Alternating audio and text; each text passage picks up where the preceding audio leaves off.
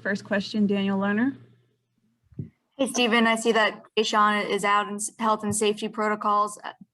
Are you able to tell us, did he test positive for COVID, and do you have any idea a timeline for his return? I'm not able to tell you any of that. I'm sorry. I mean, he was the one guy who had been really untouched by any sort of injury or anything this entire time. So what was your reaction to find this out?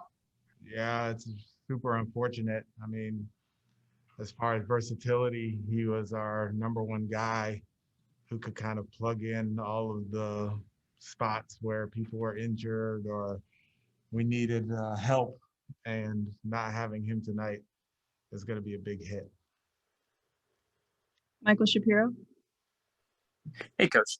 When looking to your backcourt for next year, do you think that John and Kevin's skill sets are complementary enough where they can kind of thrive together in the lineups?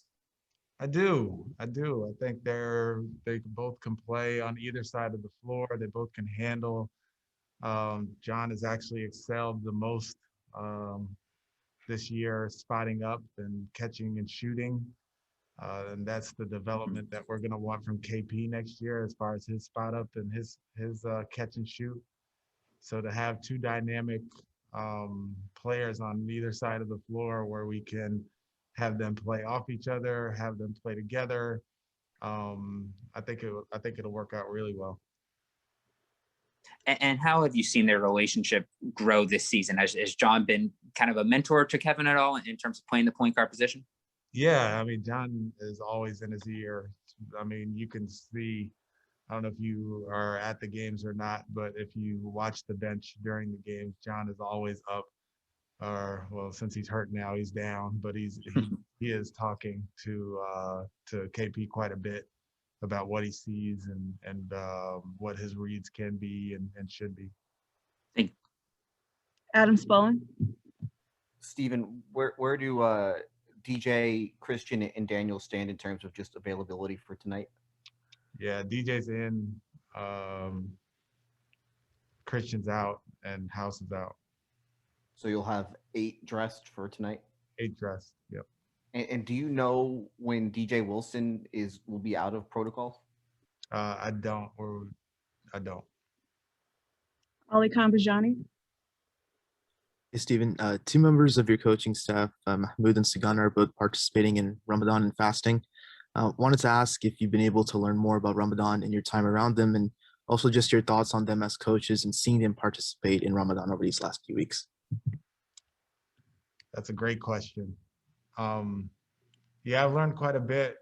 I'm so interested in what they're doing. Their faith is just so they're so steadfast in their faith, and you don't see that much in today's society. To see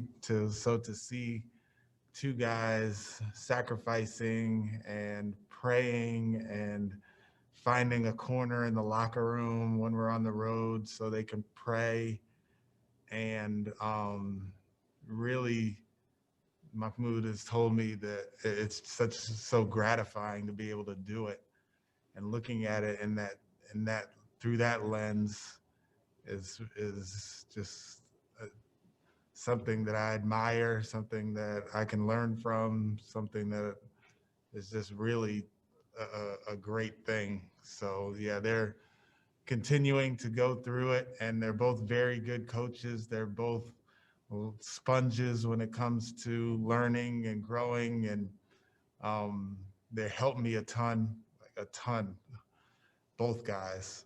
And I'm lucky to have both of them on my staff. But yeah, as Ramadan winds down, Mahmoud has said that the last 10 days are the most gratifying, and that's just really cool perspective to have. Thank you. Brian Bearfield. Coach, I know on the surface, Embiid, Simmons, and Harris, they stand out. But when you're watching the film where you're able to see how good of role players that the 76ers have in Curry and Green, and especially in Matisse Thybulle, one of their defensive stoppers.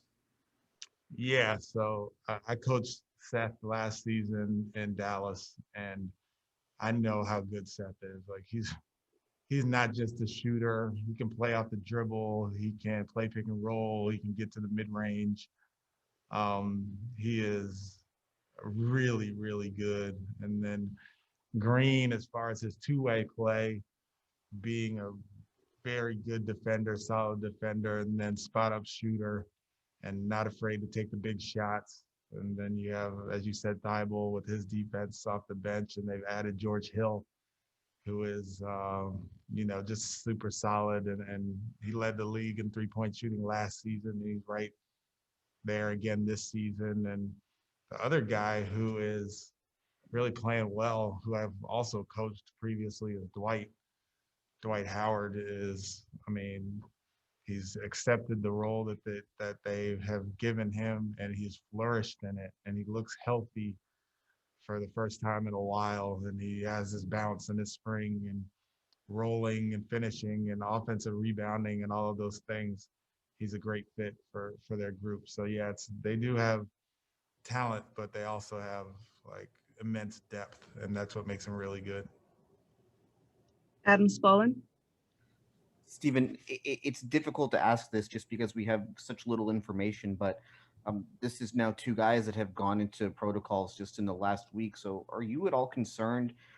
The season has been so long, and your players have had to go through this for so long, and it's been mentally draining. But are you concerned that guys are starting to get kind of laxed in following the protocols? No, not really. Not really. No. the protocols kind of are what they are.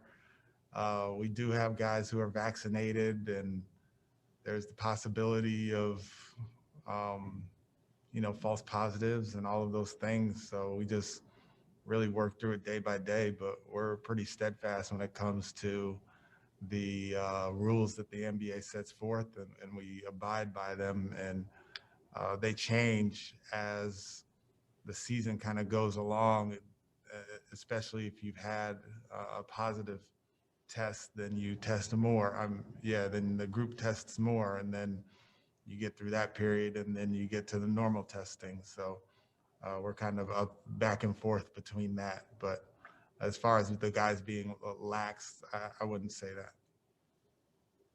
Mark Berman. Stephen, how difficult is it playing against any team, but in this case, a team that's got the best record in the East, and you're so limited with your roster at this point? Yeah, it's going to be difficult. It's a challenge, and I told the guys it's a challenge for sure, but it's an opportunity for guys who are trying to make it in this league, and guys who have been dreaming about playing extended minutes in an NBA game, and for guys who have worked so hard with our staff and by themselves, and just done so much to help our organization, me, my staff, and all of those things. This is an opportunity for them to go out there and give it everything that they have, with really, no one to come in off the bench for them or whatever. But the other part of it is, I just want to make sure that we don't get too, with like basically 7.5 guys, I don't want to have guys get too run down as a result of the minutes that they could potentially play tonight. So it's going to be interesting. I've been working on the rotation and all of that today, but with just having Kelly at the 5 and Embiid and Dwight Howard at the 5 for them, it presents quite a challenge. Thank you, Coach. Thank you.